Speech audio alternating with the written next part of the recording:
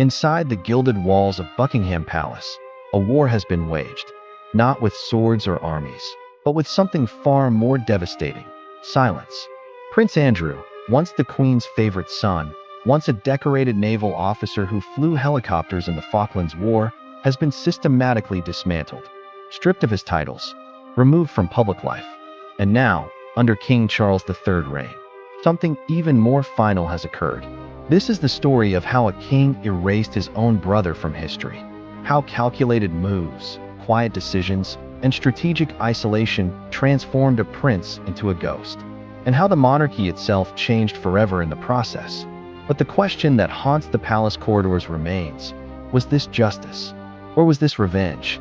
To understand Andrew's fall, we must first understand how high he once stood. February 19, 1960. Queen Elizabeth II gives birth to her third child, a boy, Andrew Albert Christian Edward. Unlike his older brother Charles, who carried the weight of the crown from birth, Andrew was free. Free to be the adventurous one, the charming one, the Queen's favorite. Those who knew the family whispered about it. Elizabeth's eyes lit up differently when Andrew entered the room. While Charles was groomed for duty, Andrew was indulged, given latitude, given second chances. He became a naval helicopter pilot, serving with distinction in the Falklands War in 1982. The press called him Randy Andy, but also Britain's Top Gun. He was handsome, brave, and carried himself with the confidence of someone who believed he was untouchable. Because, for decades, he was. He married Sarah Ferguson in a fairy tale wedding in 1986. 2 daughters followed, Beatrice and Eugenie. But the marriage crumbled publicly, spectacularly, ending in divorce by 1996. Still, Andrew remained in the royal fold, still performed duties, still represented the crown. But beneath the surface, something darker was brewing. The name Jeffrey Epstein first appeared in Andrew's life in 1999, introduced through Epstein's companion, Ghislaine Maxwell, daughter of the disgraced media mogul Robert Maxwell. Epstein was a financier, a billionaire with private jets, private islands, and connections to presidents and princes. He seemed to exist in a world of unlimited wealth and unlimited access. Andrew was drawn to this world. The luxury, the glamour, the feeling of importance that came with being in Epstein's orbit. For years, they were photographed together, walking in Central Park, staying at each other's homes. Andrew visited Epstein's Manhattan mansion, his ranch in New Mexico, his infamous private island in the Caribbean. Then, in 2008, everything changed. Jeffrey Epstein pleaded guilty to soliciting prostitution from a minor. He served just 13 months in a county jail under a controversial plea deal that would later be called one of the most lenient sentences in American legal history for such crimes. Any reasonable person would have severed ties immediately. Andrew did not. In 2010, he was photographed in New York's Central Park with Epstein, just months after the financier's release from prison. The palace scrambled to explain. Andrew claimed he was ending the friendship in person, but the damage was done. The questions had begun. 2019, Jeffrey Epstein is arrested again, this time on federal charges of sex trafficking minors. The world watches as a network of abuse, manipulation, and powerful men begins to unravel. Then, on August 10th, Epstein dies in his jail cell. The official ruling: suicide. But the story doesn't die with him. One name keeps surfacing in witness statements, in legal documents, in the testimony of survivors. Virginia Giuffre, one of Epstein's victims, makes a devastating claim. She was trafficked to Prince Andrew when she was just 17 years old. She describes 3 separate encounters in London, New York, and on Epstein's private island.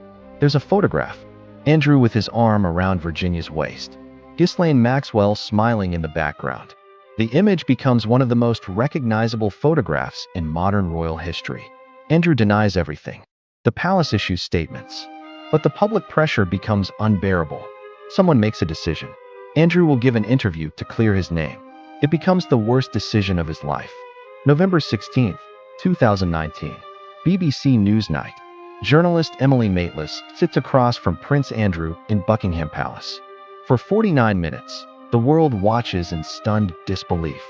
Andrew claims he couldn't have been with Virginia Giuffre in London on the night she alleges because he was at a Pizza Express in Woking with his daughter. He He says he doesn't remember the photograph being taken. He says he couldn't have been sweating at a nightclub, as Virginia described, because a medical condition from the Falklands War meant he couldn't sweat. He shows no empathy for Epstein's victims, no remorse for the friendship, no understanding of how his answers sound to normal people. The interview is immediately called a catastrophe. Social media explodes. Memes about Pizza Express trend worldwide. Royal commentators describe it as a car crash. Within days, Andrew announces he's stepping back from public duties. Sponsors abandon his charities. Organizations remove his patronage. Queen Elizabeth watches her favorite son's reputation incinerate in real time. But she protects him, allows him to keep his military titles, his royal styling. Reportedly pays for his legal defense when Virginia Giuffre files a civil lawsuit against him in New York. The Queen is still in charge. And Andrew, though diminished, is still her son.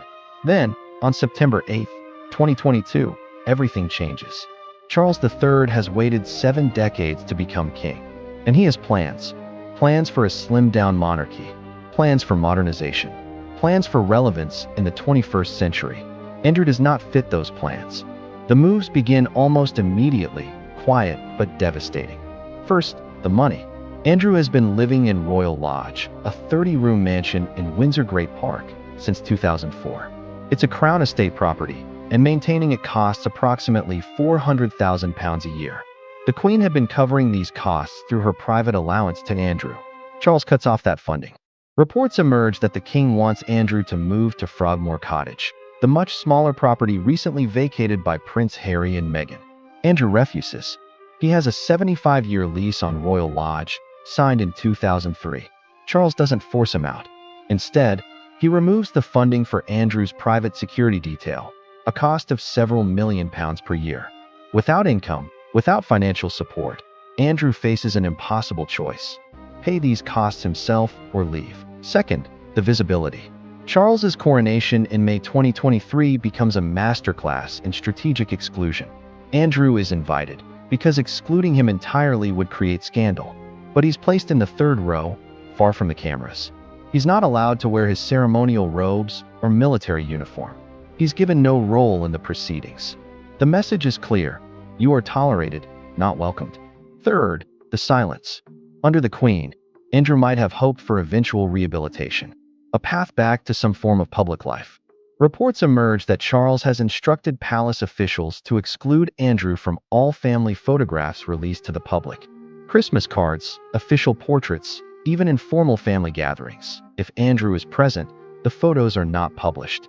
It's a form of erasure, as if Andrew doesn't exist. Then comes the Royal Lodge standoff.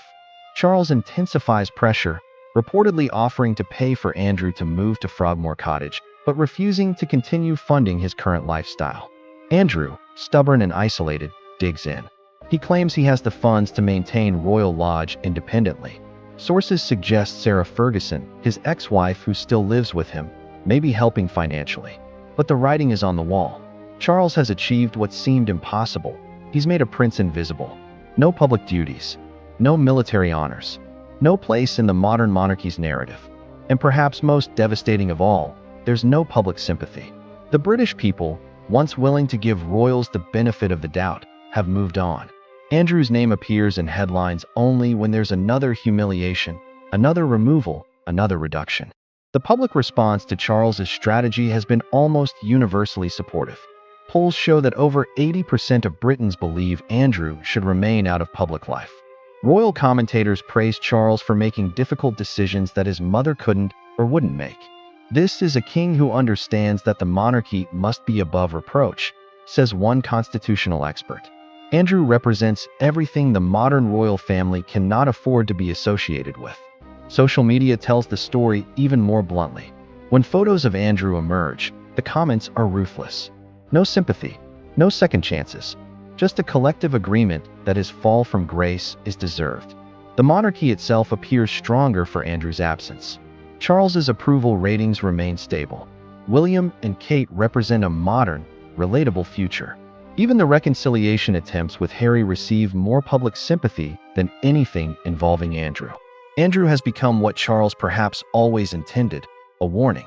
A reminder of what happens when privilege is abused, when judgment fails, when accountability is avoided. As we enter 2025, Prince Andrew remains in Royal Lodge, a prince in name only. His daughters, Beatrice and Eugenie, maintain relationships with the working royals, but their father exists in a separate world. Invited to private family events, perhaps, but never seen. Never acknowledged. Never given a path back. King Charles has achieved total irrelevance for his brother without the drama of a complete severing. No public exile. No stripping of the prince title. Just a quiet, methodical removal from every platform, every photograph, every aspect of royal life that matters. It's a masterclass in modern monarchy, maintaining the appearance of family unity while ensuring that those who damage the crown simply disappear. Is this the end of Andrew's story, or simply the end of this chapter? What happens if new allegations emerge, new legal challenges, new embarrassments?